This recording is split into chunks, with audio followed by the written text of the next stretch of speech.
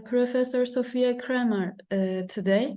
Before I begin my questions, I would like to thank her for accepting our invitation. It's an honor to make an interview with you. My first question is, how did you meet audiology? Well, first of all, thank you very much for inviting me, and thank you for the introduction. It is very nice to participate in this project, a very nice thing. Well, actually, many people have asked me the question, how did you end up in audiology? And I can tell that it was complete coincidence. My background is in psychology. So I did a psychology study. My master's was in neuropsychology. And when I finished my master's, I continued working as a research assistant in the lab at the university. And at a certain moment in time, there was a job vacancy at the ENT department at the academic hospital in Amsterdam. And they were looking for a researcher with a special focus on the psychological aspects related to hearing loss. And so I took the chance, interviewed for the position, and I got the job. And so that is how it all began. And then when I started here in audiology, I didn't know anything about hearing or hearing loss. So that was all new to me, but I was educated as a researcher. So that's how it started. Thank you. My next question is, in your opinion, is audiology education sufficient to succeed in the field of audiology? If not enough, in which areas should we support ourselves? Well, I assume you are very much aware of the fact that audiology is very much a multidisciplinary discipline.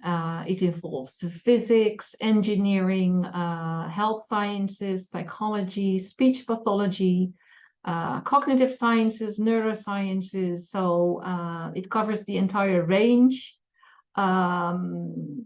age range. So it goes from newborns to the olds. But whatever age group you are an expert in, or whatever discipline you like, there is one common denominator, and that is that audiology is about human beings. So I don't think it would hurt if someone would get educated a little bit more into how do I, as a professional, approach a patient with hearing loss, and not only in terms of do I know what they go through and experience if they have a hearing disability, but also what should be my attitude, how can I become a better listener, or how can I motivate my patients better to adhere to my advices.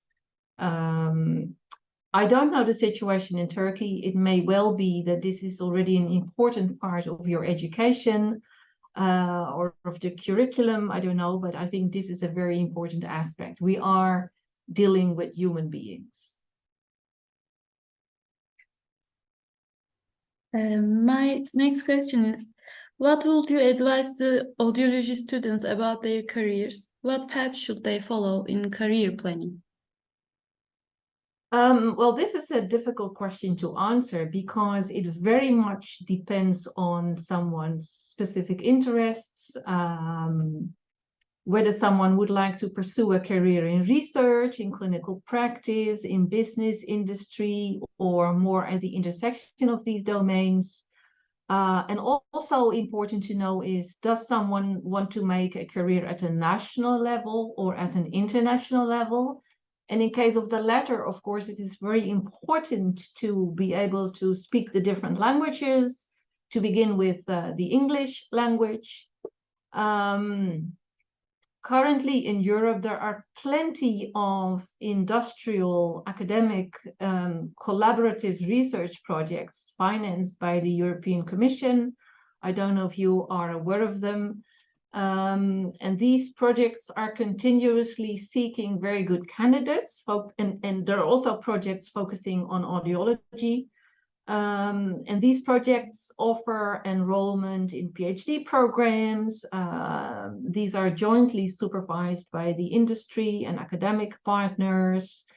And these programs usually include very good training and education. You're exposed to industrial and academic environments. And well, these programs are also aimed at long-term employability. So this could be an option for you students. Thank you. My fourth question is, what are your suggestions for making a difference in the field of audiology?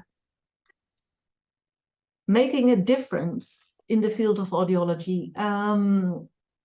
I think, I believe that anyone with a creative mind will be able to make a huge difference. Try to think out of the box, step out of your own comfort zone.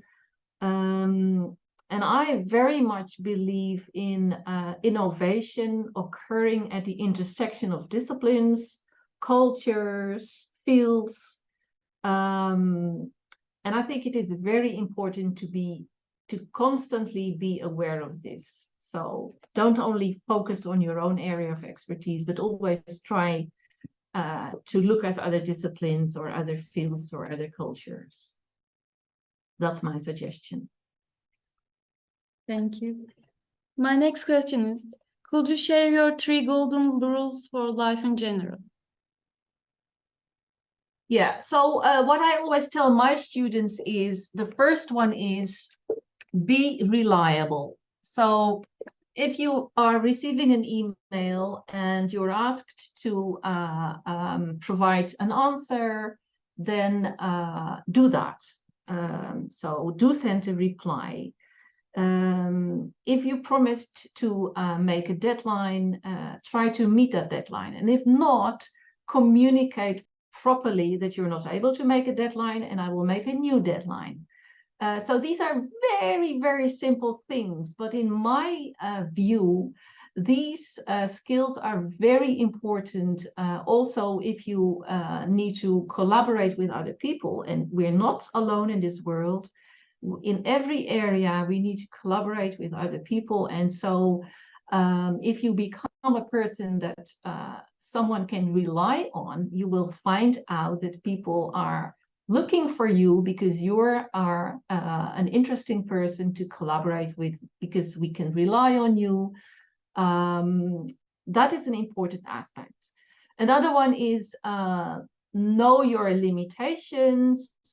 You cannot carry the whole world on your own shoulders. So if you know your limitations, it helps you to put things in perspective. What is really the most important thing in life? So if you get something out of perspective, you fail to judge its real importance. Another aspect is related to this is keep focus. Try to be able to say no sometimes. Don't always say yes. You need to choose your battles. And the third thing is be curious, ask, and listen. I agree with others who say that the best science comes from those who are fundamentally curious. And listening is a very important skill in life. It is key to communication. And that's the skill that I started with when I answered your question. Thank you. My last question is, what are your expectations from young people in the field of audiology? Well, these are the challenges that I expect from every young person, regardless of the field they are working in. And these are, of course, the expectations that I expect these young people to be aware of the huge challenges that we are all facing in the world at this moment. and you know them all, you know, the climate change, the demographic changes, the huge increases in healthcare costs. So I expect the young people in the field to be able to fight these challenges, to come with new methods like artificial intelligence. What can we achieve with remote care also in audiology?